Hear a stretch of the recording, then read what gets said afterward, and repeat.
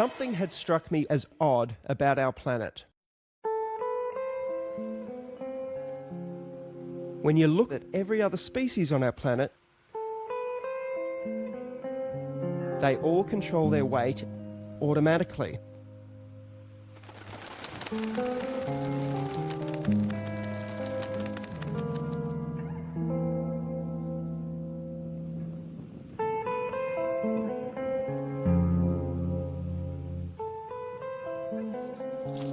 The only exception was us. And any animal unfortunate enough to be fed by us. I just couldn't understand why we were the exception. Why did we require willpower and everything else did it on autopilot?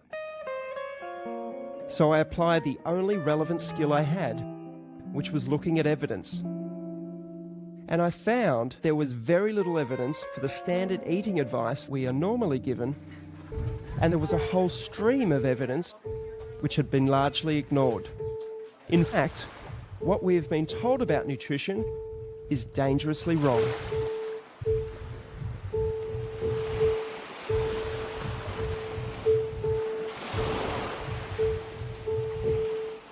Nome da Lakram Rakkal. Nata ngayon na Heart disease. Tutuk, so heart disease, yeah. Tintin. Liver disease. Liver disease. Asthma, yeah. Diabetes. Diabetes. No, man, yung diabetes, man. Probably half the people here have diabetes. Yeah.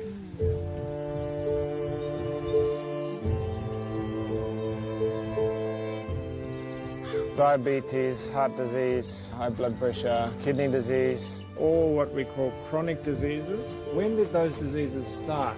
70s. 80s.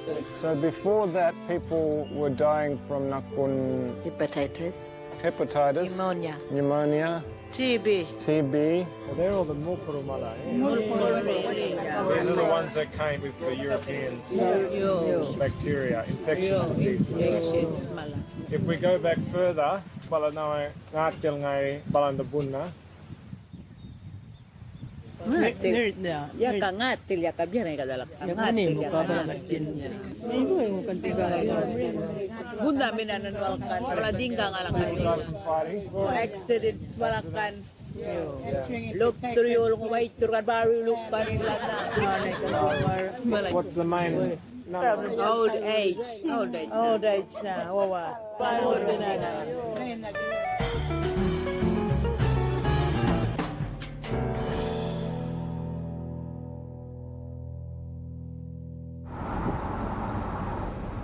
I had this label that I'm a fat girl. I am overweight. I have asthma. I've always had asthma. I have a rescue inhaler, and then I have a maintenance inhaler. My rescue inhaler is becoming like a regular inhaler where I use it 2 or 3 times a day. And I've just gotten used to it now. And I've been in the hospital a couple times for asthma where it got really bad. When people talk about wellness and health and are you well, how do you feel? My automatic pilot is always, I'm great. My vision is getting worse and worse very rapidly. I had 3 fibroids and one was really big. Upper respiratory infection. They put me on a broad spectrum antibiotic, mega doses of prednisone, azithromycin. And so I have this standing prescription. I'll just take it myself. I was also diagnosed with ADD. I don't know if that came up anywhere on there. This is really important. So when Yeah. was the ADD? I'm like, oh, and incidentally.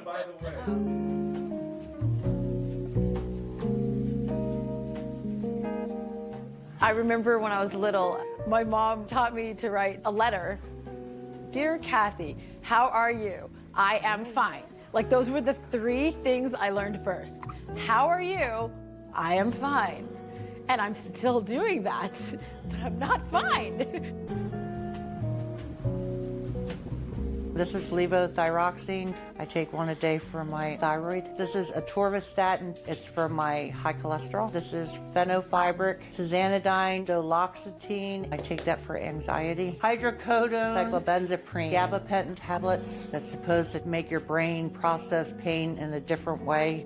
This is also for my thyroid. This is for my neck pain. These are muscle relaxers. And that's my medication, which I think is more than enough. My mom struggled with weight her whole life. She created me to be an emotional eater. Somebody was picking on me at school. Come on, let's go get an ice cream. Something happened good in school. Oh, let's go out and celebrate. We'll go to Mickey D's, you know. And I ended up doing the same thing with my kids and my grandkids.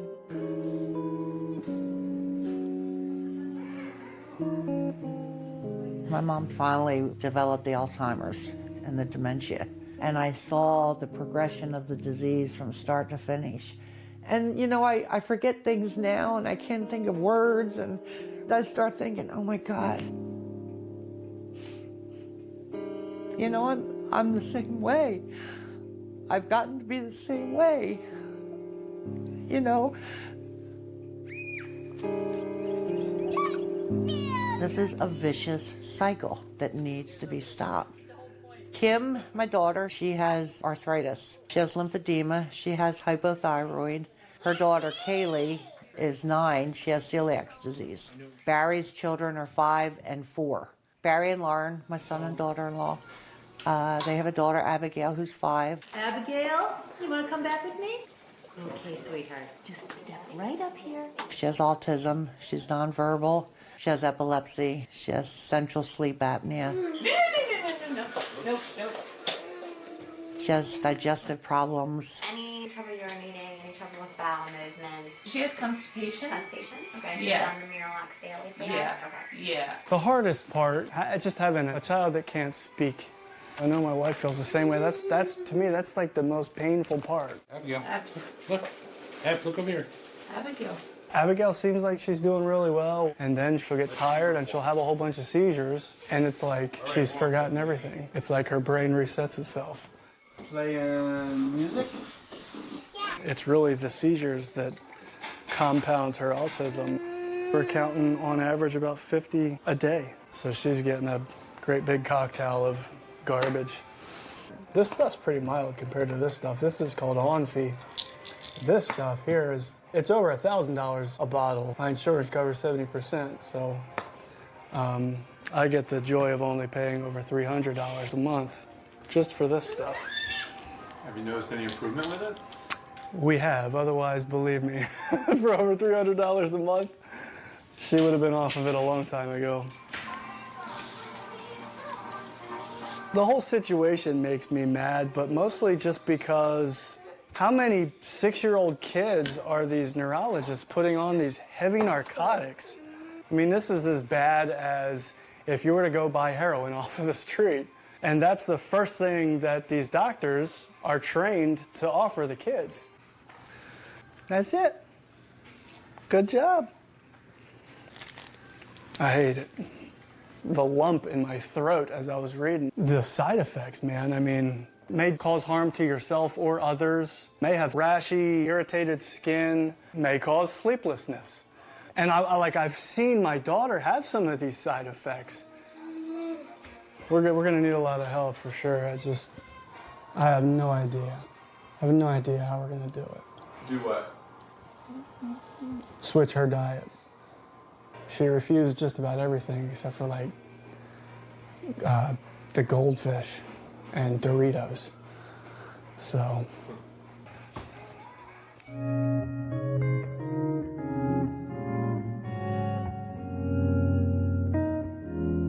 I just don't know. I don't know what it's gonna be like. I may get overwhelmed with it.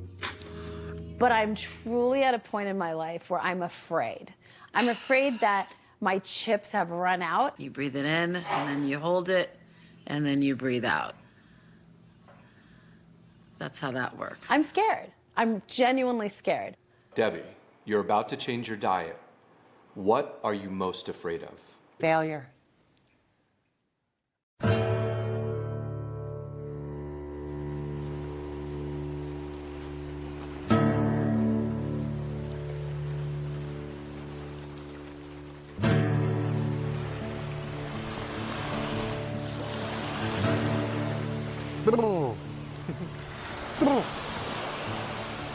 Wishing for luck.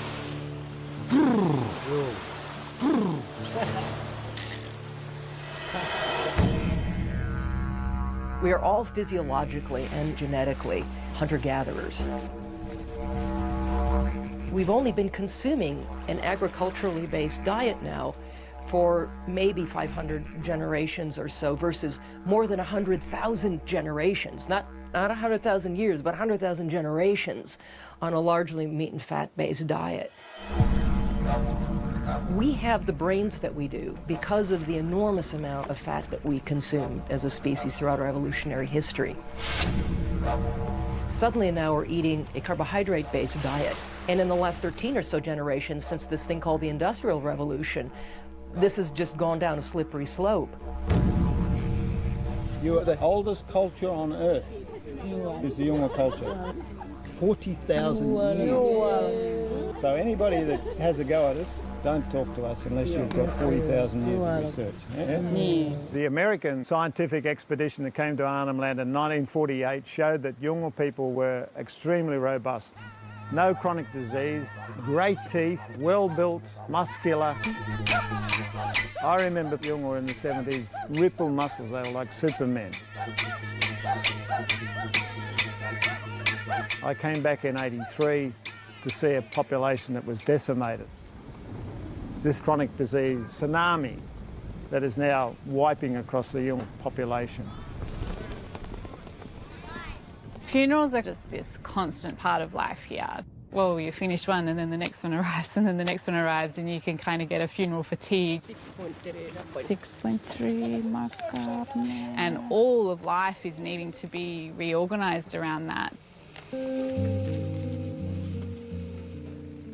There are definitely still people alive today who, as they were growing up, were living a traditional lifestyle. We're running out of those people.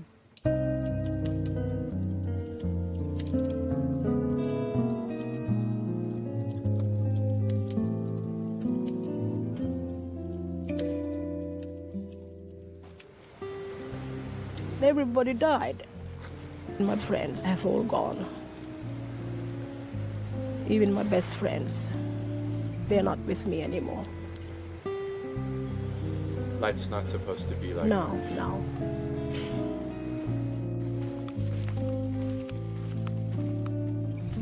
Your Angel, can you tell me in your own words why are you here at this retreat?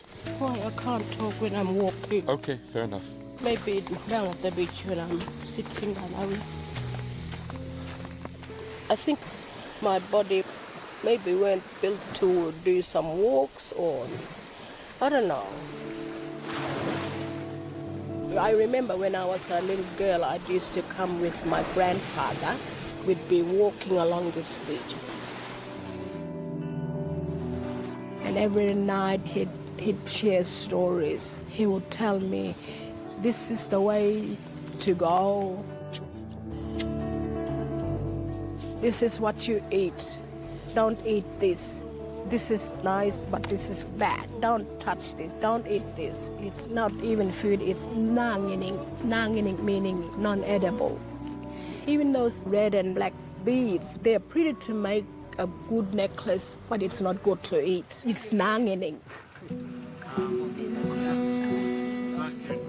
So much has been done to Yolngu people to send the message that they are inferior and that whatever is going on in the dominant culture is more powerful and superior, and that definitely applies to people's perception of food. This one's got caffeine.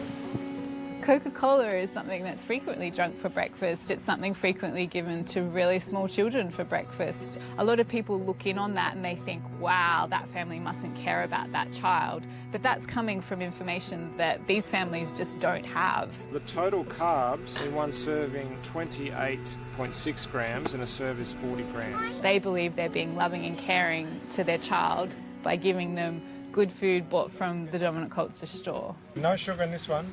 But no chemical mala. The Australian government's pumping millions of dollars in to try to fix Aboriginal health.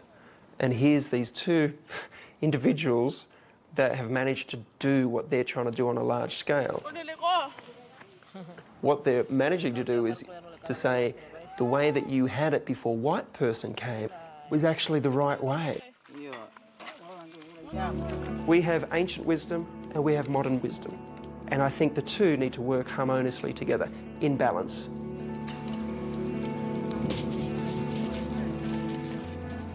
So in the philosophy of Hope for Health, what is good food? Good food is food that is grounded in the tradition of the Aboriginal people. This is the Yolngu way of cooking. And how might that translate to the rest of us? It's basically meat and vegetables, okay? Meat and vegetables that come from a place that is closest to its natural state.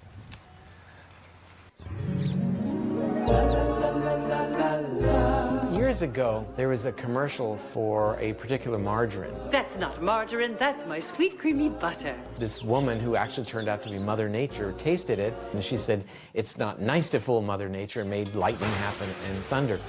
The fact is that processed food is not natural. That's trying to fool Mother Nature. Should I get the trash bag out? Probably. We should be eating the foods that nature provides, not that are scientized, not that factories provide. Would it be okay if I sat down on that chair over here? Go through the store without a problem. Okay, I'm sorry. Your mom is the daughter of my father's sister. So your dad is my mom's uncle. That's right. Dude, everything in there is gonna have to go. I think it's probably best if it does. Pastaroni. What is pastaroni? Pasta. I guess. Even the name in and of itself tells you how highly processed it is. It's somebody's brand name. Abigail, get down. Any food preferences? I know you gave me the 3-day diet diary. Those are her food preferences. SpaghettiOs, chicken nuggets, goldfish. Goldfish is a normal. Doritos. What about drinks? Apple juice. Apple juice. We've hijacked our taste buds with food-like substances that are not whole food, that are not real food. Here's a good one. Imitation vanilla flavor. Propylene glycol, sodium benzoate, phosphoric acid. Doesn't that sound lovely? I don't even know what it is. Right.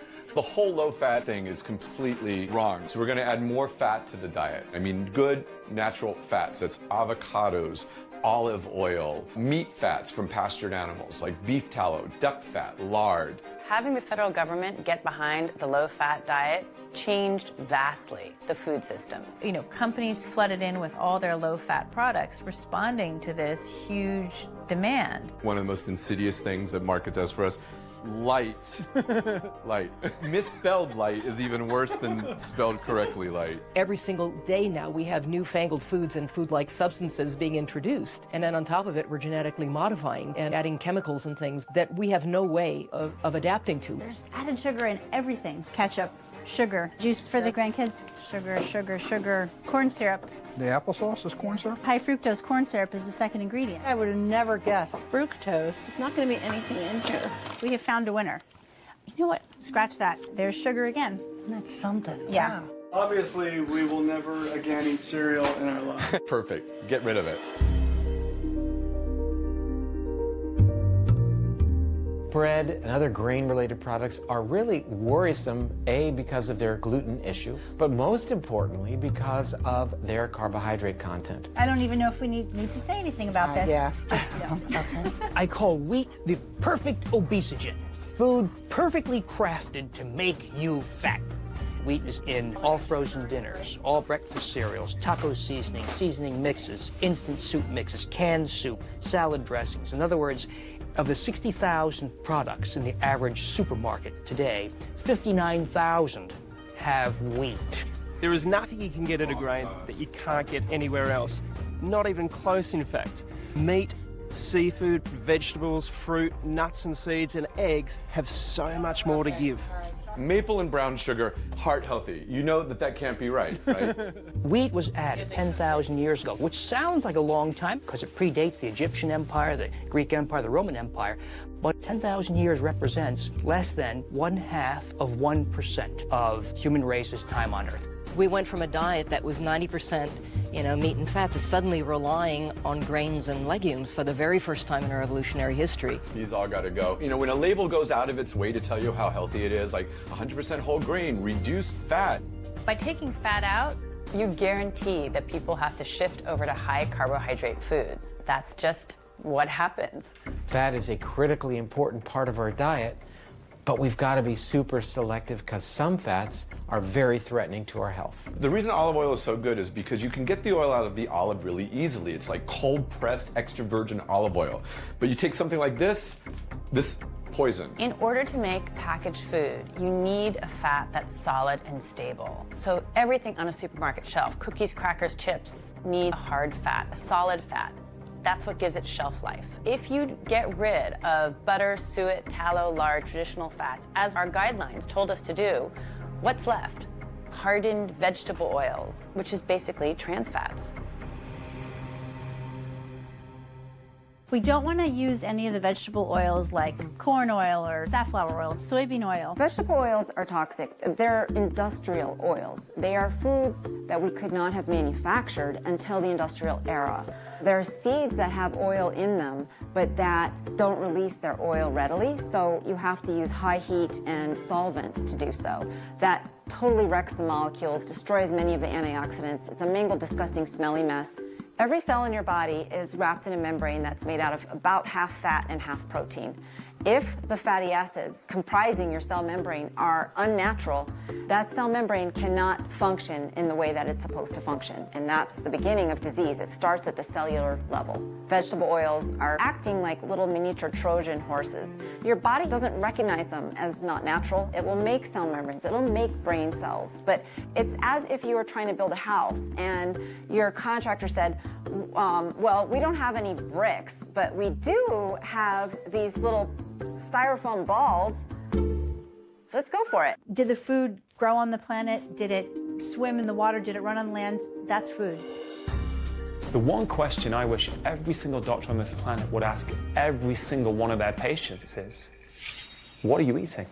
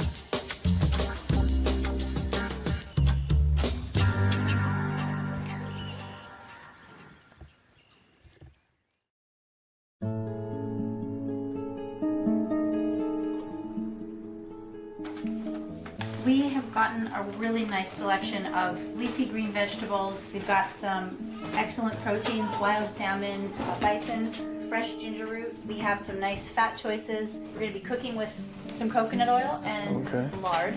What we're doing is focusing on things that are natural.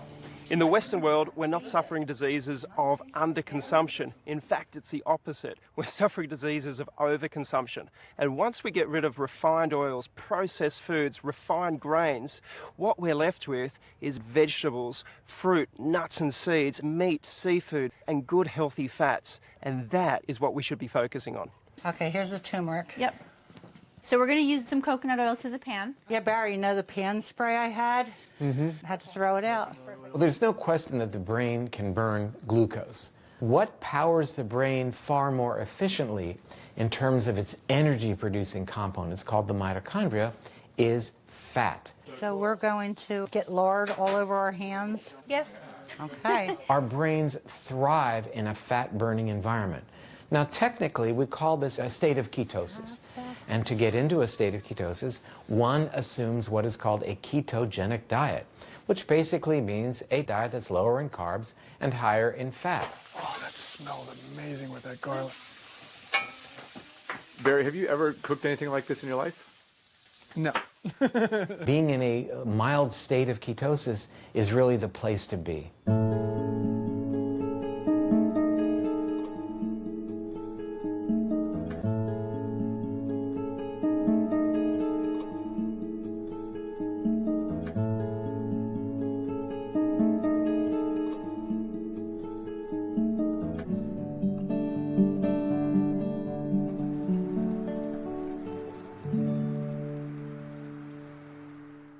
Okay, this is my first video diary.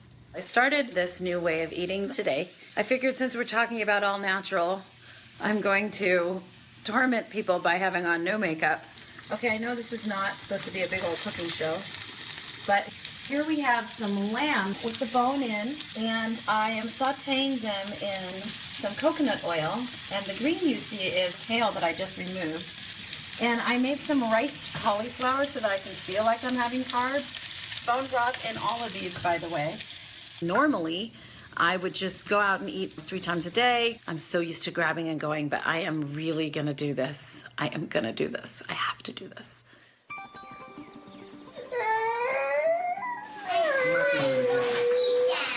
Emma's convinced that we were punishing her. You eat some chicken? No. No, why not? She's like, why are you taking all of my food away?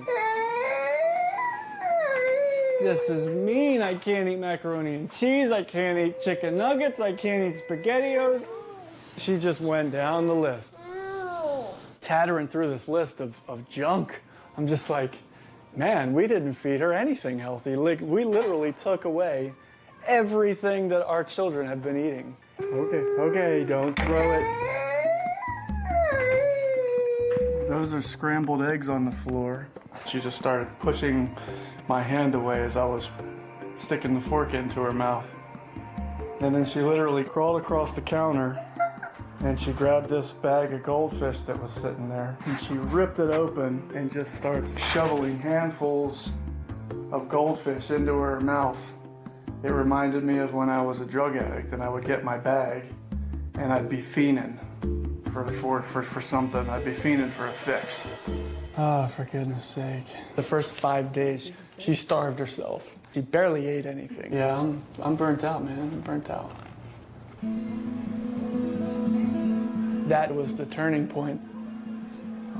She was just more. Good job. I mean, she just was a bottomless pit. Abigail's eating coconut. And from that day forward, it was like she was eating everything I gave her. Everything. There you go. Barry texted me the day that she was eating with a fork. There you go. Good job. He texted me that she had never done that before, that she was eating a piece of steak with a fork. And what is she eating? Steak and kale. And I mean, I was literally jumping up and down, and I think he was too. I was so happy. She just took the fork and stuck the steak and popped it in her mouth like she's been doing it her whole life. It was crazy. So anyways, we're doing great. I'm looking forward to seeing where she's at in another 2 weeks. There you go. Good job. When a little baby's put in your arms and you giggle and they giggle back, this little body is talking to me without language, but talking in their own way, and the baby lights up. He never lit up. We knew from the moment he was put in our arms at 2 weeks old, we knew something was amiss. When he was 3, I decided to put him on a specific carbohydrate diet. Just meat, vegetable, fruit, nuts and seeds. 3rd day on specific carbohydrate diet, he fed himself for the first time. The 5th day, he said his first word. So I almost fell over on my chair. He said, "We come for welcome," because I said, "Thank you." I would always talk to him. And it was always me doing the talking, us doing the talking. And he, wouldn't answer to his name, all that typical autism stuff. I said, "Thank you," and he said, "We come." One of the things, though, that always bothered me was that he didn't seem to be able to stop bobbing, rocking, verbal noises. And so I was already beginning to wonder about if he needed something more.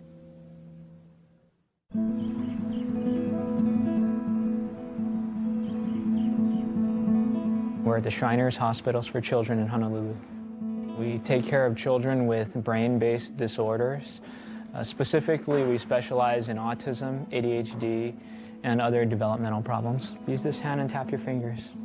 Our medical study involves a clinical trial. We're investigating not only if the ketogenic diet impacts children with autism, but also how it might impact children with autism. To help with their language, help with their socialization. We want children to be able to interact meaningfully with their families again. You put that one in there. And you can push it off with The ketogenic diet and the state of ketosis changes the metabolism in the body. And so instead of using glucose as your primary go-to fuel, the body taps into ketones. Do you want butter too, or you're fine? I'm okay. Ketones are acids that the body produces from fat. It cannot be produced from carbohydrates or sugars. He likes coconut oil all over everything. And the body uses the ketones for energy for the brain and the free fatty acids for the muscles.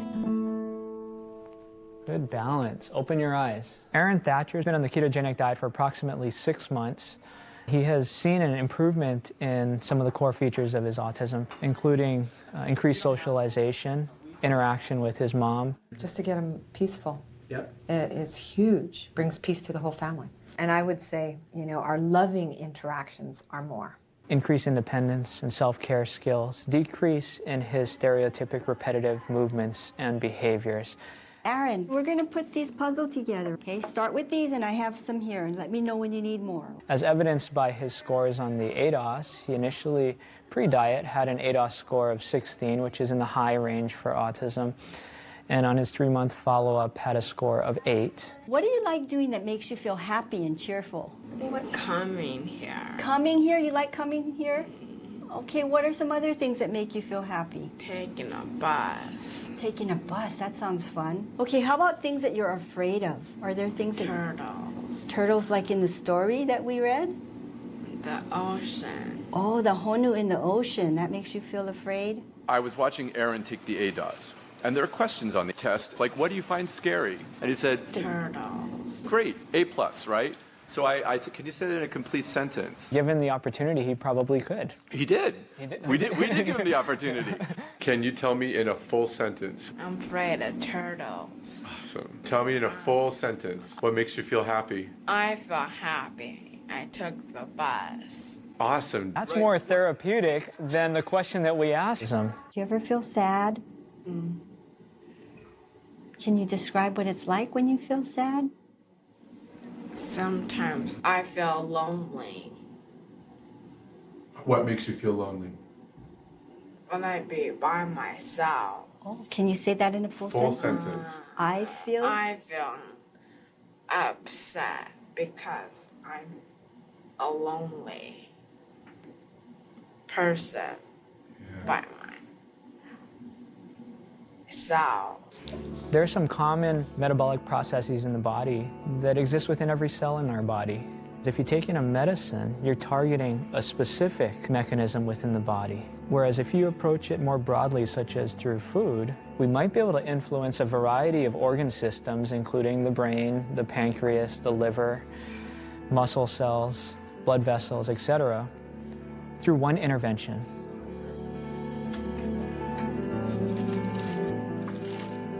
And this is not a new thought. This is an old thought, thousands of years old.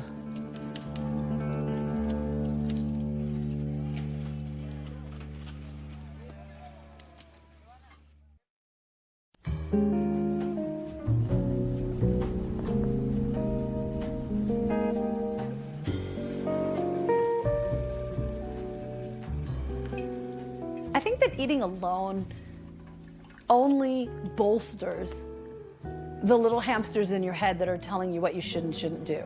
I mean, I rarely will sit and eat a meal alone without there being some little commentary going on in the back. Well, you really should have less of this, or you really should have done this or that. There we go. Look at that beautiful bird. Oh, that looks so good. But when you eat with other people, you end up talking and bonding and sharing. I like that. I just like that better. So you'll see there's meat and there's fat in here. You don't have to eat it, but it's really good. It's interesting with the fat that's floating. I've become so ingrained over the years of fat's no good, don't want fat in my diet. You know what I mean? It's hard to like. I thought about your face. I'm like, Lisa's gonna be like, I cannot eat that. I thought about you. Well, it all started with Susan Powter back in the early 90s. With the spiky hair. Yeah. I'd go buy a fat-free cake and I'd eat the whole thing and I'd be like, I'm eating fat-free. But all of that sugar turns into fat. It's carbs. So they say it's fat-free when really... Yeah, when you're eating it at the time, it's fat-free. It has no fat in it. But what does it turn into once it goes into your system? Fat. More fat. So we're gonna make the mayonnaise, basically eggs and lemon plus oil equals mayonnaise. Okay. Right? I love it. So let's prove it. This is olive oil. Yeah, I'm using olive oil. You want to use a pure oil like this that isn't going to be toxic to your body. And Lisa's scared of the oil. It's going to be okay, Lisa. I'm like counting up the Weight Watchers points in my head. I would love to be able to not have to count Weight Watchers points and not have to be so scared of eating sometimes, you know? But I'm scared of, if I don't do that, then I'm gaining the weight back. And so it's that allowing yourself to have the freedom to trust your body, to trust that when you do it, it'll be okay because you're eating real food. doing this as an act of love, as something we're all making. Remember that, John? It's not. Hey, where's your tossers? Well, I'm going to pour it on the fridge. I'm just going to do it to taste. Oh my God, I'm so excited. To a long life of happiness and health. And friendship. And friendship, absolutely. Cheers. That was fun. I love you, girls. I love you too. In the 1950s, the nation was really in a panic about the rising tide of heart disease that had come from pretty much out of nowhere to be the nation's leading cause of death. In 1955, President Eisenhower himself has a heart attack, and he's out of the Oval Office for 10 days. So the nation is fixated on this problem, an urgent public health problem. Nobody really knows what causes heart disease, right? There's a number of different explanations. Maybe it's lack of vitamins, maybe it's car exhaust. So into this vacuum steps Ancel Keys, a pathologist from the University of Minnesota, and he says it's saturated fats. Saturated fats and cholesterol cause heart disease. Of 10 men, we can expect 5 to get it.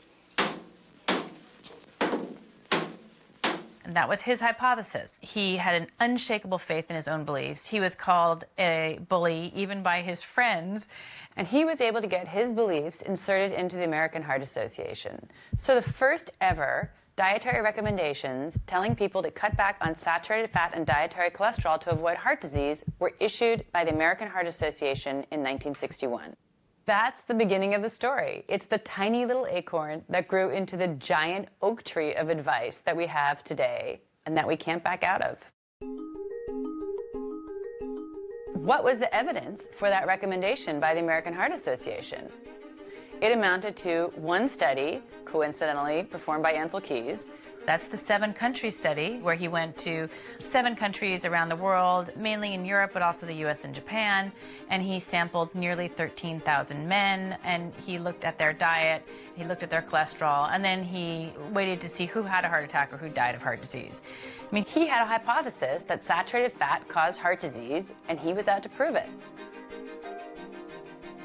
For one, it's very clear that he cherry-picked his countries. He had done a number of pilot studies. He knew where people were not eating much saturated fat and had low rates of heart disease, like Yugoslavia and Italy. And he ignored other countries, also low rates of heart disease, like Germany and Switzerland and France, where they ate a lot of saturated fats. He didn't go to those countries, which would have disproven his hypothesis. His study showed that low saturated fat intake was associated with low rates of heart disease. Associated, but it doesn't mean that reducing saturated fat is what caused those people to suffer less heart disease. It was also true that these people ate very little sugar. In fact, they also found in that study that what correlated best with cardiovascular death was sugar.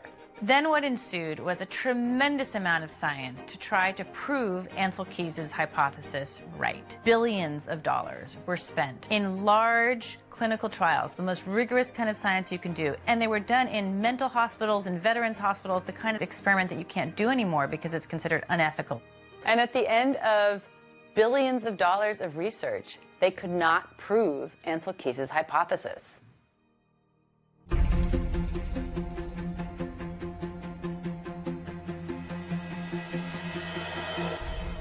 We have lived a lie for 50 years. Professor Timothy Noakes is one of the very few scientists in the world who have an A1 rating. Sports scientist Timothy Noakes begins his defense against unprofessional conduct. The charges against Noakes were laid by the Association of Dietetics in South Africa after he advised the mother on Twitter to wean her child onto a low-carb, high-fat diet. The health dietitian tweeted, "Don't listen to him. It's a terrible thing to say.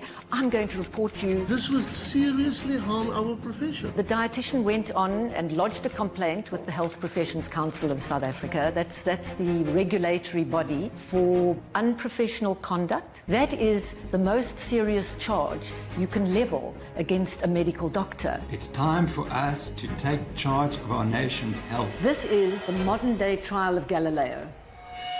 Good morning. It's the 16th of February 2016. We continue with the professional conduct hearing against Dr. T. Noakes. And Professor, you are still under oath. Thank you, Madam Chair. Yes. This is a unique event in the history of modern medicine, that a scientist has been charged with giving unconventional advice and can get up there and say, actually, it is not unconventional. It has been in the literature. The Association for Dietetics in South Africa is very, very much a gatekeeper of nutrition advice and the official dietary guidelines of South Africa. It's time to look at the results and the outcomes and say maybe we got it wrong. And Professor Noakes is building a really powerful case for what really lies behind the epidemic of non-communicable diseases around the world. That's obesity, diabetes, heart disease, cancer, even dementia that is now being called type 3 diabetes because of its links with diet. I'm talking about insulin resistance, which is so prevalent in this country. What actually lies at the heart of its case is the science, the wealth of evidence that supports low-carb, high-fat eating, and equally that high-carb, low-fat isn't so good for you after all. One of the definitive studies of the low-fat diet was done in the United States by the National Institute of Health to prove that the low-fat diet reduced the risk of cardiovascular disease, and they invested $700 million into it. There were 48,000 postmenopausal women who were going to be studied for 8 years. They were divided into two groups. 40% were assigned to the low-fat eating pattern, and 60% could just eat what they liked. The low-fat group were told to reduce their energy from fat to 20% and from saturated fat to 7%, and increase their fruit and vegetable intake to at least 5 servings per day and grains to at least 6 servings per day. So that would be the dietary guidelines for Americans. And what did they find? After 8 years, this amazing study, the low-fat diet did not significantly reduce the risk of coronary heart disease, stroke, or cardiovascular disease, and achieved only modest effects on cardiovascular risk factors. So after all that effort, that was the outcome. In the 35 years we've been following the guidelines, animal fats are down by 17%, red meat down by 17%, eggs are down by 17%, whole milk down by 73%. So everything we've been told to cut down on, we have cut down. And everything we were told to increase, we increased. Grains are up by 41%. Vegetable oils up by 91%. Fruit up by 13%, vegetables up by 23%. So on the whole, Americans have been following the guidelines. It leads you inevitably to the conclusion there must be something wrong with the guidelines themselves. There were parts of the study which were a bit worrying. And this was women who were sick at the start of the trial with diabetes. This healthy diet should make them even healthier. But it didn't. Women with diabetes did worse. And what I found interesting is they've never reported the 8-year data on the women with diabetes in that study. And you have to ask, why? When these study results are coming out, they're deeply inconvenient. This hypothesis has been adopted not only by the American Heart Association, but also by the National Institutes of Health, the entire federal government, medical societies, and a number of industries, the vegetable oil industry, ADM, Monsanto, Bunge, some of the biggest companies in the world, and the grain industry and the soybean industry. So these results had to be ignored somehow or suppressed. I've been left with a very disturbing feeling that this hearing was set up from the very beginning. We'll adjourn tomorrow, 10 o'clock sharp. There is much more at stake than a simple tweet. There are powerful vested interests. People stand to lose a lot, whether it's status, money, in accepting Professor Noakes' viewpoint.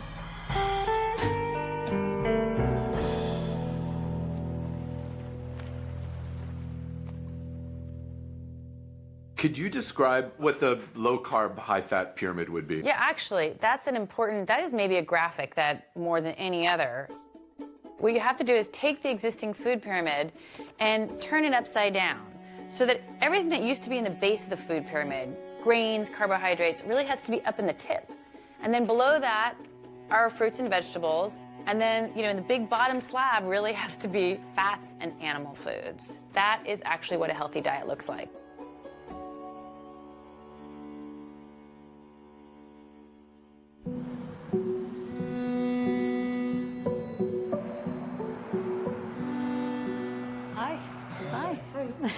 I was so excited to come here today to see if there's any changes with Abigail. The first time I met her, she was walking on top of the windowsills. She's a climber. Abigail, get down. Flopping all around on the couches. She comes in and... Hey, cutie. She's absolutely calm. Say hi. Hi, Abigail. Do you remember me? It's very exciting. Very exciting. Can you say hi? Seems like she's losing some of that massive belly. It looked like she was like constantly bloated.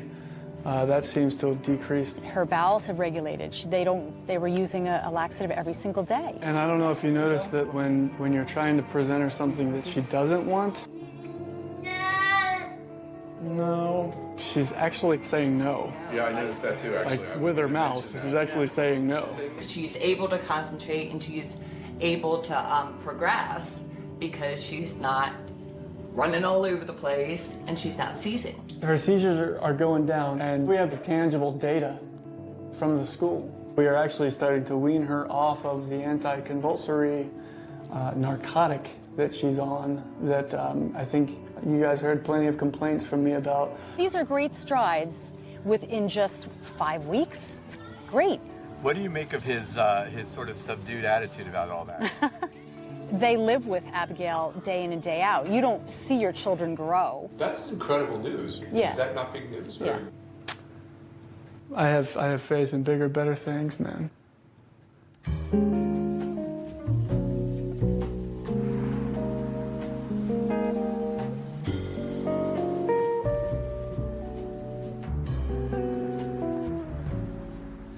All right, let me just get my recipe for this one.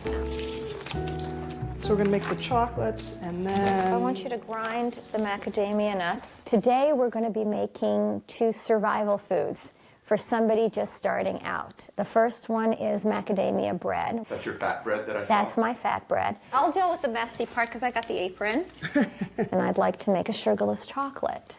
It's something you can have in your refrigerator when you just, I need something sweet. We both needed our little something. Yeah, I use stevia. I don't use sugar because it elevates my blood sugar. Taste it, see what you think. I think it's perfect. I think it's perfect too. I think it's perfect. Everybody needs to learn a new word. It's called hyperinsulinemia. We're going to grind the macadamia nuts into a butter.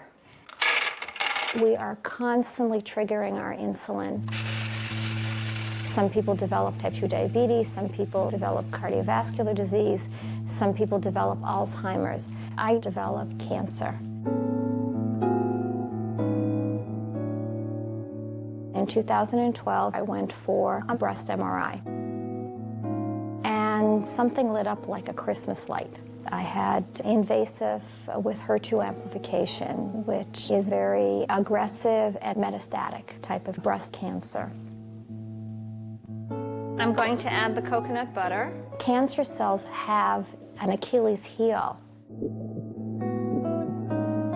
You inhale oxygen, your bloodstream carries oxygen throughout your body, so that's an energy source for healthy cells. And that energy is used by the mitochondria, which is in the cytoplasm of the cell. But cancer cells can't do that.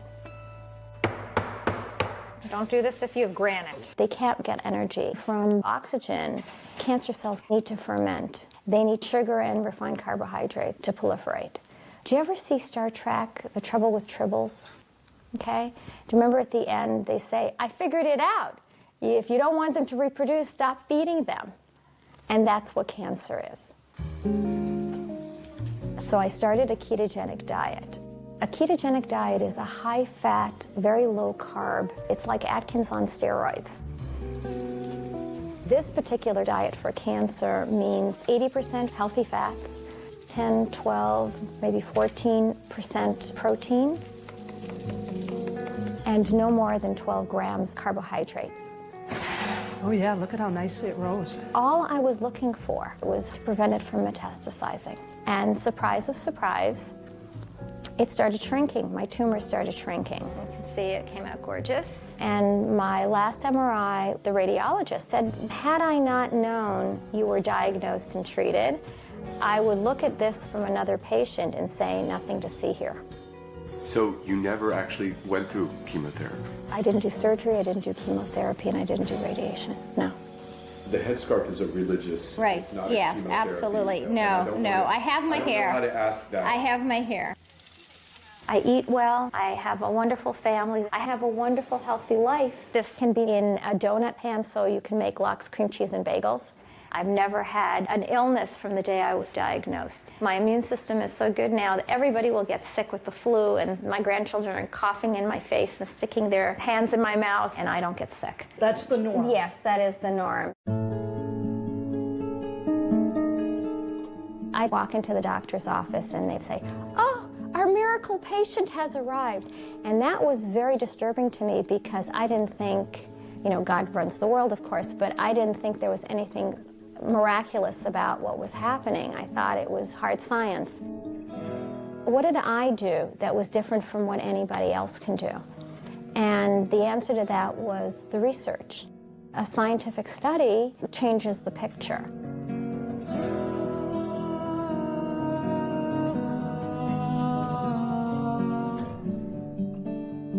Cancer is described as an immensely heterogeneous disease. That's in fact a buzzword that's now very much in the literature. If you have a primary tumor, this cell can have this mutation, and right next to it you can have a cell that has different mutations, and the cells in the metastases have still different ones. And so what happens is, no matter how you target your cancer therapies, you're going to end up catching some of the mutations, and then some of them are simply going to be mutations you didn't hit with these particular therapies, and then those cells are going to be the ones that survive and come back to get you. Most cancers are treated by cocktails of multiple drugs which fail.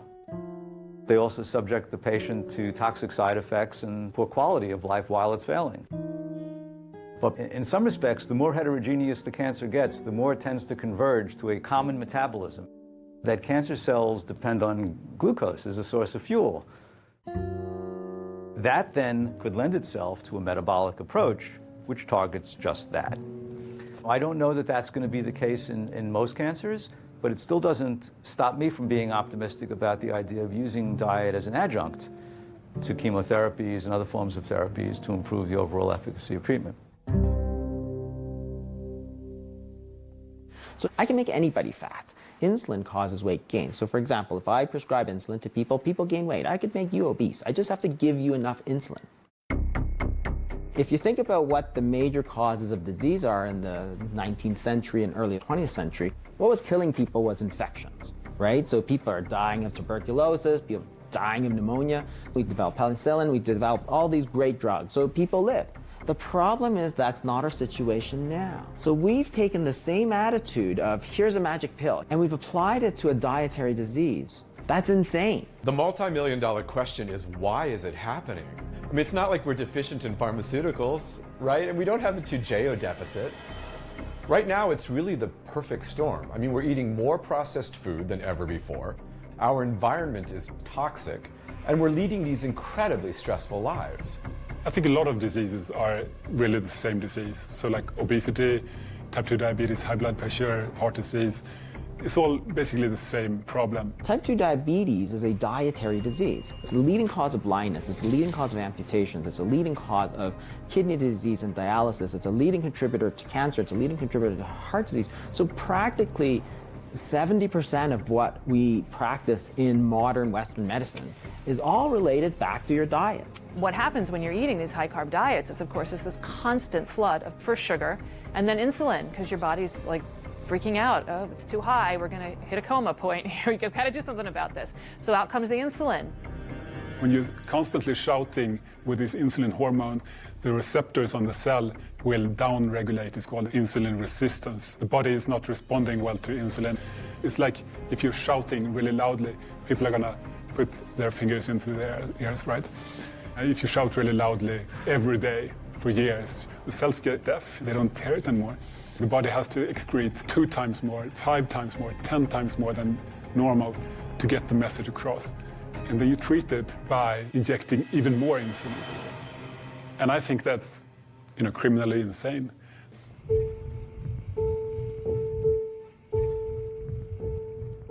When you start on the Lantus, which is the long-acting insulin, you start at a certain number and then you gradually increase it by like 3 to 5 units a night based on what your sugars are. So I think I started out at 20. This is 4 years ago. And I was up to 55 in no time. When you look at diabetes type 2, it affects every single system in your body. So it's not just the insulin and the sugars. You end up getting, I have peripheral neuropathy where I've lost feeling in my feet. I have gastroparesis. I have early kidney disease. I have, what else? I have coronary artery disease. The arteries in my whole body are pretty much affected. This carotid artery is 99% occluded, meaning that I could have a stroke at any time. We had talked on Friday. Yes. And so you decreased your insulin even more. Did you have any issues this weekend? Where were your sugar levels? No, they were all good. Last night's was 91. Since the 2 months that I've been doing this food program, 2? Yeah. It may just be 6 weeks that she has been here. Yeah. I've lost 17 pounds. And within a month, we were able to decrease her insulin by half, even more. I don't have any more sliding scale, regular short acting. I have the long term is down from 50 units to 20 units a night, which in the long run is going to save me a whole bunch of change. If things keep going the way they are, the possibility is that she could cure her diabetes with food. Can you imagine? I was hopeless. I was just getting fatter and fatter and sicker, and I really was at the end of my story. If I could inspire one person to stop and take a look at what's happening with their life, if it's in regards to your weight, depression, diabetes, understand that there's hope.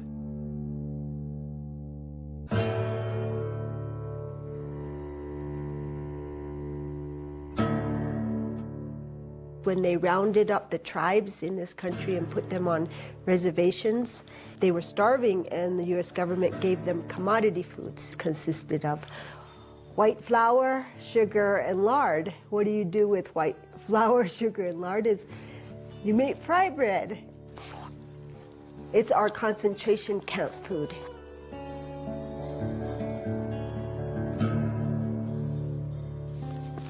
The fait accompli of what we call manifest destiny, what happened to all of the Aboriginal peoples of the earth since European encroachment, wasn't accomplished with guns, it was accomplished with food. Damper has become #1 food for Yoruba people. Settlers, missionaries, they gave us damper, and our grandfathers, grandmothers, and all our families, they liked it. That is looking yummy. These modern displacing foods were being brought in as rations by the missionaries. They're very addictive things like tobacco and sugar and flour. You must have a damper with a spherical rice jam. it's required. Must be. Must be. Always. But even if you took the syrup and the jam and all that stuff off of the damper, it would still be... It would still be bad. It's still yakka. Yakka menmak. Yakka menmak. Yakka menmak.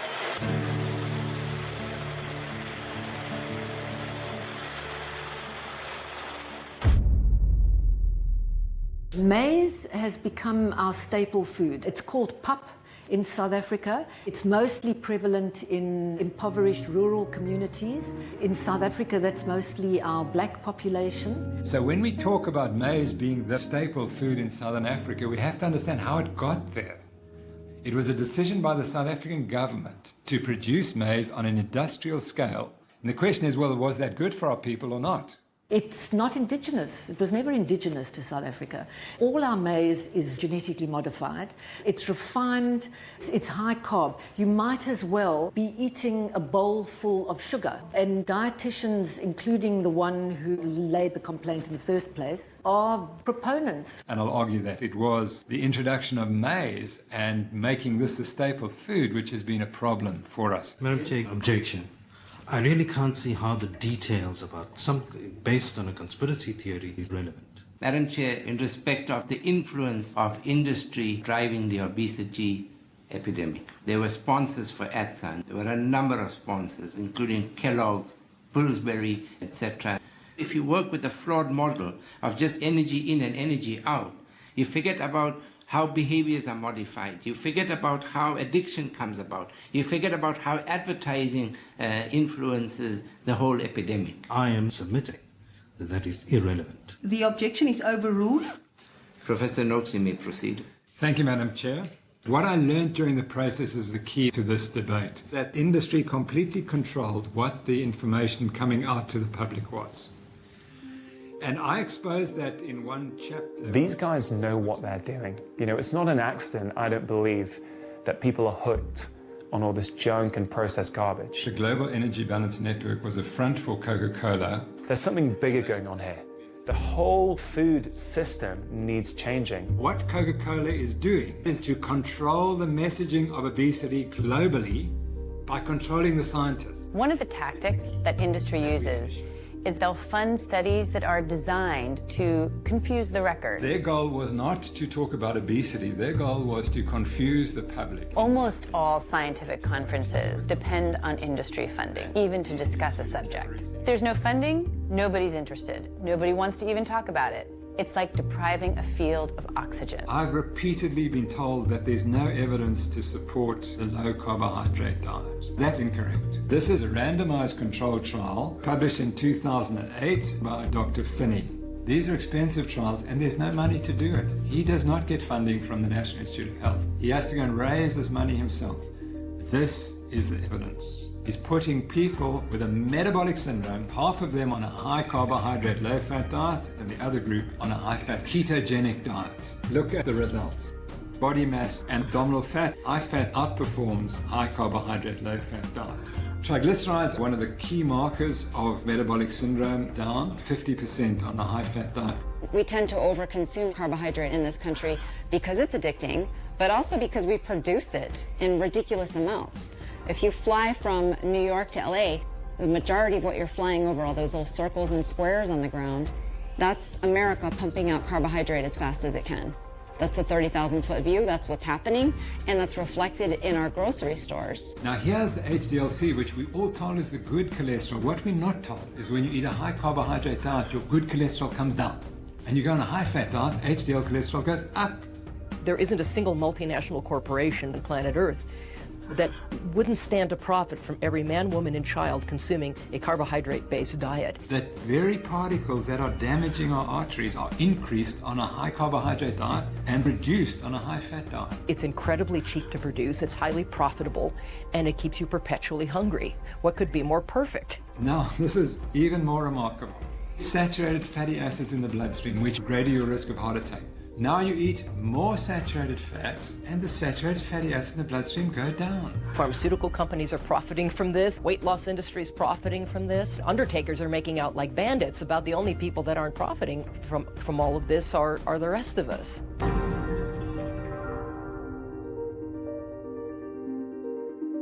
All right, this is what it looks like when a yuppie tries to approach a couple of cows on a farm. The biggest drawback was the budget, because it's very expensive to eat healthy. One of the ideas we threw against the wall, and it actually stuck, was that we were going to buy a grass-fed cow, a whole cow.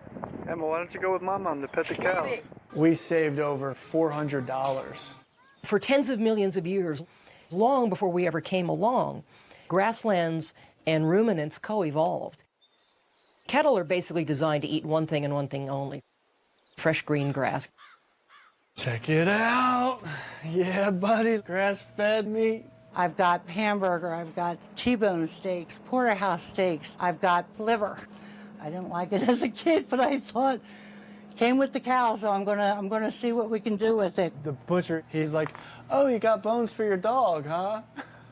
We're like, "No, they're for us." Like, we used to have 40 more species of large herbivores roaming across North America before the end of the last ice age, and we had 60 million bison thundering across the Great Plains.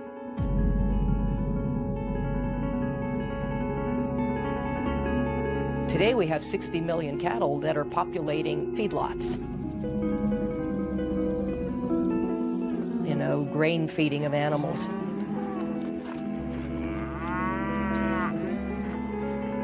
And what do grains do to cattle? They fatten them up.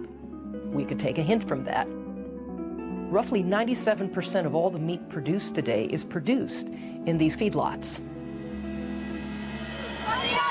Go vegan! For health! Go vegan! And where we hear passionate vegetarians and vegans and animal rights advocates screaming about how we raise animals for food, I'm standing right there with them. It's wrong, it's unsustainable, and it has to stop. But there's also misinformation and misunderstanding being promoted by genuinely well-meaning people. What people don't understand is that everything really hinges on restoring natural systems. Do you see that happening in the United States? Like, can we reclaim our Midwestern prairies again? Is that possible? It depends on how successful this documentary is, right? You were a vegetarian. Oh no, I was a vegan. I was never a vegetarian. I went from standard American diet, vegan.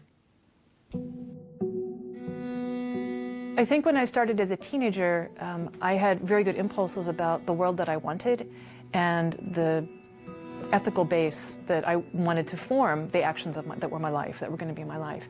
That hasn't changed. So justice and compassion and anything that questions human hubris or human entitlement, those are the only values that are going to get us to the world that we need. The problem is information. And with a different collection of facts, a different set of information, I might have made a very different decision. If you want to reduce your carbon footprint, one of the best things you can do is eat locally, grow your own food in your own backyard. So I took this up with a fervor. I really wanted to do all this. So made a garden happen and pretty immediately hit the wall of what do plants eat? We're used to thinking of plants as sort of insensate salads. They actually have needs. Well, I'm going to get the organic whatever, and I go to the farm store and I'm looking around, and every single thing that's an amendment that is for fruit, like strawberries, it's bone meal and blood meal. Well, where do I think minerals come from? Well, I don't know. I've never done this before, and I'm horrified. I mean, I don't even want to smell it. I don't want to touch it. It feels so unclean. And where does this bone meal and blood meal come from? Well, it comes from, from animals. It's like where it doesn't fall out of the sky. Like I know this is about dead animals. It's horrifying to me. What do? I have to supply what the soil needs, and what the soil wants is dead plants and dead animals. And I can't take animals out of that equation. I mean, it's absolute hubris to think we can. That's what soil is. That's how it evolved. That's a thriving, living community. There are insects, and they want to eat strawberries too. So either I'm going to kill them, or I'm going to get some creatures that will do it for me. And I went ahead and got chickens and ducks. Again, this was this just tremendous moment of ethical and moral meltdown. So now I'm enslaving these chickens and ducks to do this terrible thing for me, which is kill. You've never seen anything like a duck eat a slug. You want to see happiness? This is what I live for, was what my duck said. And boy, was she a happy little creature, the chickens as well. So they ate all the bugs for me, and I never saw another slug. Animals tell us what they want. If you just let them do what their nature is to do, then it's not even that they're happy, it's that they are who they should be. The most destructive thing we've done is this activity called agriculture. We don't really have a clue what goes into making that corn or making that soy. All we know is that you look down on your plate and it doesn't look like a dead thing. Therefore, it somehow must be peaceful and kind and sustainable. And we're utterly wrong about this. You have to understand what agriculture is. you take a piece of land and you clear every living thing off it. And I'm including the bacteria in that. So all the plants and animals that are supposed to live there, they're gone. Now you're going to grow an acre of corn or wheat.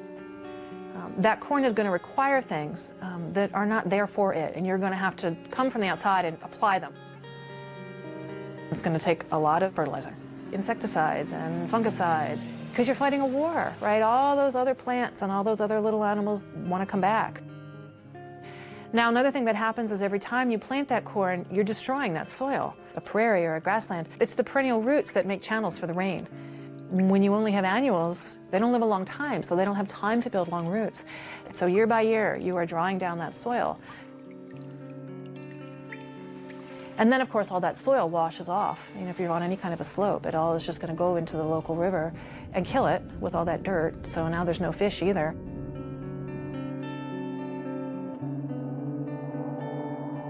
In the meantime, though, while the corn is still growing, you can transport it to a miserable cow living on a cement floor inside a steel building and feed that cow for about 60 days. Past that point, she will die from the corn because it's not her natural diet. But until that point, she will get really fat really fast, and then slaughter her, feed her to humans.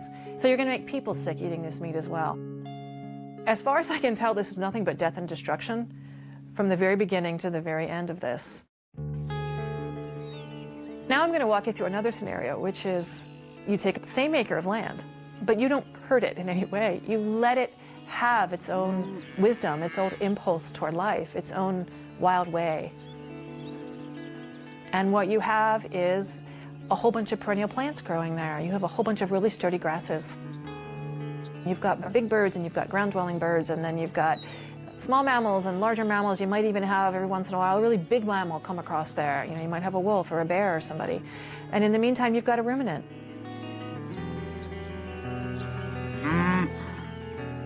So you've produced the same amount of food for people. You've got the one ruminant at the end.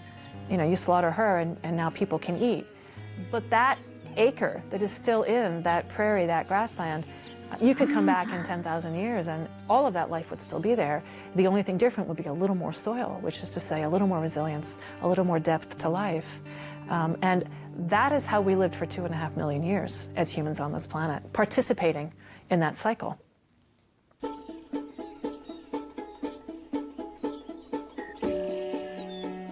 We're here in the Shenandoah Valley of Virginia, and what we do is pastured livestock. In nature, herbivores live in large groups and they migrate. All we're doing is duplicating that kind of migration, moving the animals across the land so that this choreography, this ballet of the pasture, can perform its dance on the grass. When people say eating this way is unsustainable, oh, listen, it's not only sustainable, it's actually what we call regenerative. It allows the grass then time to regrow, to recuperate. Grass is essentially 95% sunshine. This takes sunbeams and converts it to something that has weight. And amazingly, the herbivore can take this, ferment it in her rumen, and turn this into arguably the most nutrient-dense food in the world. Grass grows in what I call, you know, an S curve. You can see that S. So diaper down here, teenage, rapid growth, and then nursing home out here. What we want to do is keep this forage in this rapid growth state as much as possible.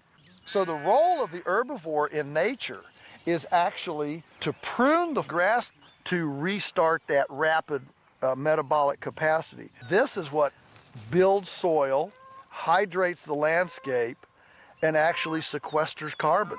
This is the system. When grass is allowed to be as productive as it's supposed to be, it actually is far more efficient at converting solar energy into biomass than even trees. That's why all the rich, deep soils of the planet are under prairies with herbivores.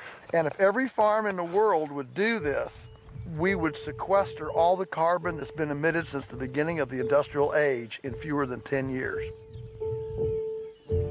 When a confinement animal facility shows a picture of this hog factory or chicken factory or whatever, They're not showing all the land that's required to grow the grain to keep it going and all the land that's required to handle all the manure that it's generating. In this system, you're seeing all that land.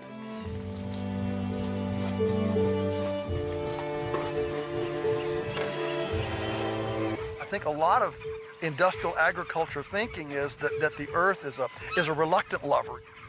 Whereas actually, we view the earth as an abundant, loving partner who responds to caress, who responds to care, and if we will come humbly to the land, why, it's ready to give us way more than we could have wrestled from it. This is the mystical, awesome cycle of life, and to be able to be this close to it has a humility to it, a perspective that is actually quite profound and actually quite historically normal.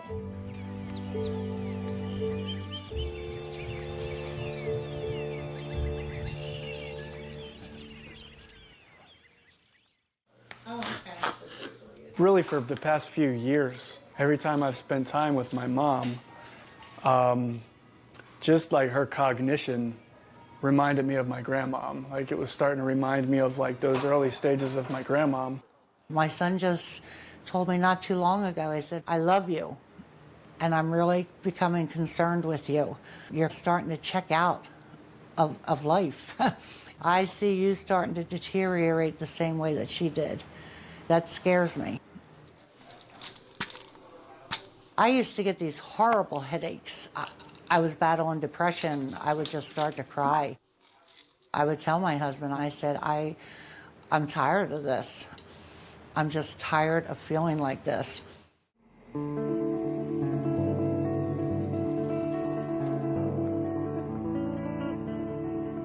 Since we started eating clean like this, I have not had, and I kid you not, I have not had one of those headaches, not one. My energy level, my thought processing, I mean, I've seen remarkable changes. You know, until you've been there in that dark place, you can't really grasp the magnitude of it. I have been there and I have lived that. It's like a vicious cycle, you know? And this is just so much better. Does it taste like a strawberry? Was it good? Yeah? To sit down and have a conversation with my mom, and she's clear-headed, like for the first time in years. You gotta squirt water down into the hole. I feel like I've got my mom back. I can't wait to see in 6 months from now, what other changes could there possibly be? The good news is something I never thought I would hear myself say, that I am completely off all insulin. Oh, Patty, Yeah. congratulations. That's incredible. Yeah. When your blood sugars have been completely fine? It's been 10 days. Are you kidding? But who's counting? How much weight have you lost in entirety? 45 pounds so far. It's so exciting. 45. I think that's 3 dress size. I'm halfway. I would like to lose 90, so. I find that so fascinating. The first lines of defense are always like, take this pill, take that pill, that medication. And like, oh, you're at the end of your rope. And so maybe you should try changing what you eat. I think I always knew that, but I don't think I knew how. And as much medical knowledge as I have, even nursing, I don't think they teach you enough about nutrition. I mean, that kind of makes me a little bit embarrassed to say, but it's been a whole big lot of reflection. A whole new world opened up. I think that's what was amazing to me. I mean, I just... Yeah. Anyway, I can't I'm happy. that, so thank you for that. Thank you. There's something implicit in all of this that no one seems to be saying. The human body is a vastly complex system, but how we fuel it is really simple. If we fuel our bodies correctly, then the complexity should just take care of itself. So, metabolically speaking, there are really only 2 fuels we can use. They are sugars and carbohydrates, which is glucose, and fat, which is ketone bodies. If we go with the notion that fat is the fuel that nature has intended, then suddenly all the dominoes just fall into place.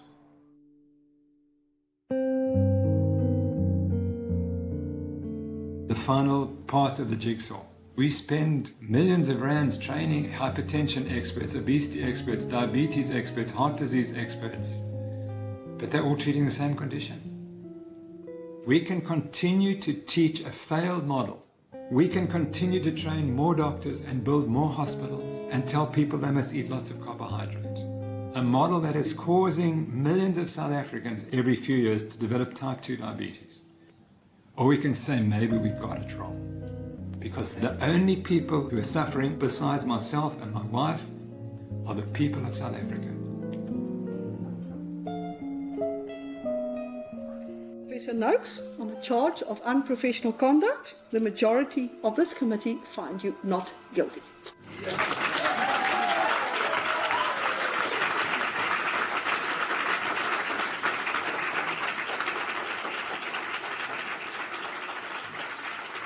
You've got to let it go and watch it grow, 'cause it takes every voice to make this world whole. It's been about 5 months since I started eating this way. My clothes fit better, my skin is clearer, my voice is clearer, my mind is clearer. This is all about the freedom you want. I was having ongoing respiratory infections most of my life. I haven't had a single thing. No antibiotics whatsoever. No antibiotics. I haven't needed it. I haven't used my inhaler for about 3 months for any reason whatsoever. But I did not expect my lungs to clear out. But to actually sit down and talk about No more inhaler. From the first unto the last, connected, Our bodies are perfect. directed, we fly. If you don't actually take a moment to just revere the way nature works, just truly look at it, at how perfect it is, you're in for trouble.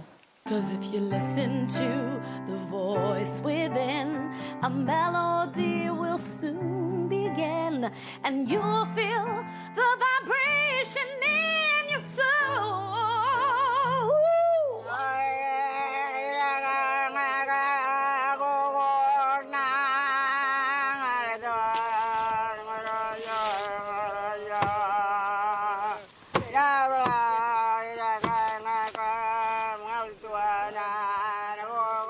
This is my blanket, my sheets that I born with. My mom used to always make me warm with this, like this.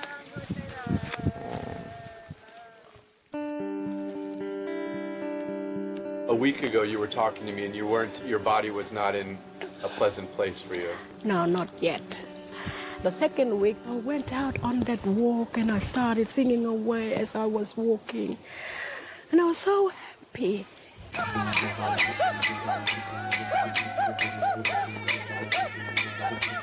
My body was rejoicing. Rejoicing? Really. And I felt, this is the first time that I have ever felt flexibility, the refreshment inside. From this time on, I am going to look after my body. How's the asthma? No, I haven't been worrying about it anymore. I think it's gone.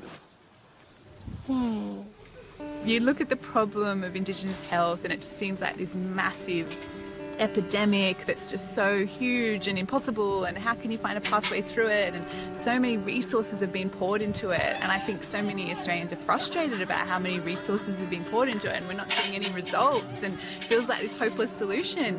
And then it's crazy when you can get people in a situation where you can change what they're eating just for a few days, and you can already see these incredible improvements in their well-being, in their blood pressures, in their blood sugar levels, and you think, how can it be this simple? It can't be this simple. It can't be this simple, but it's happening.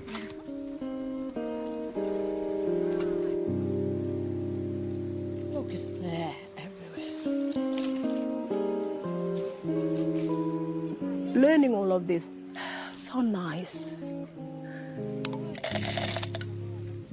Human anatomy, all these blood cells, all these cells that make up our body, so perfectly woven together. So beautiful.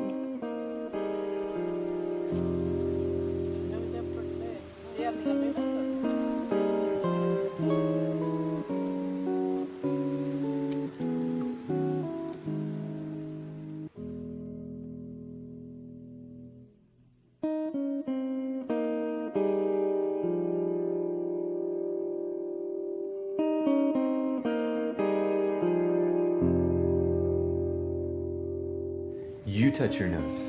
Touch your nose.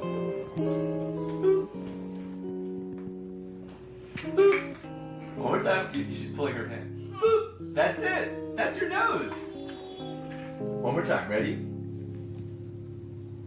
Boop. Abigail, where's my nose? There.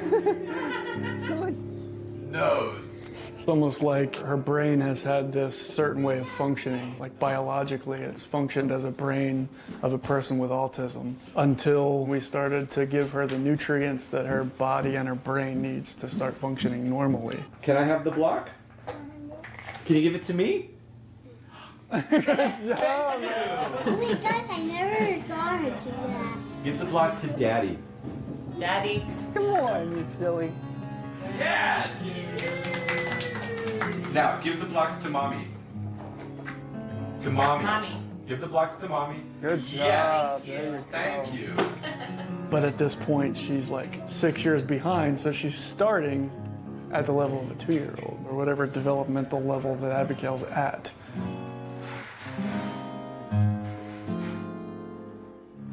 I got her a bunch of summer clothes in April because it was her birthday. It's probably not till July I started putting them on her. They were all too big. They were all like a size too big for her. She looks amazing. It's such an easy recipe, I've got it memorized. It's 4 eggs, half a cup of almond butter, and a cup of squash. So no grains? No grains. And I always melt some ghee over top of the pancakes so she gets some fat. There's a child trapped in this body that is, you know, crying out to be released, you know? Hey! Hey! And it's like she's waking up. Yeah.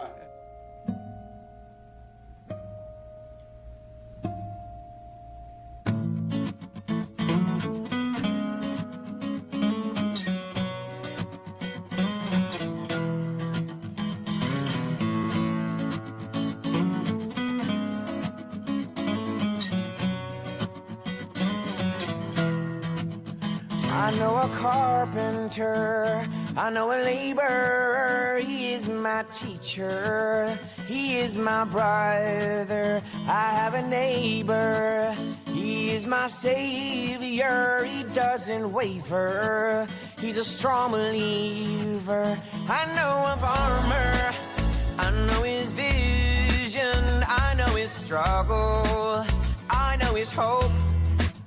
They are all archetypes, people that I might like to be just like in a completely different way.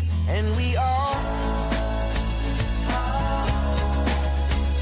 we're coming out of our caves, coming out of our caves, yes we all.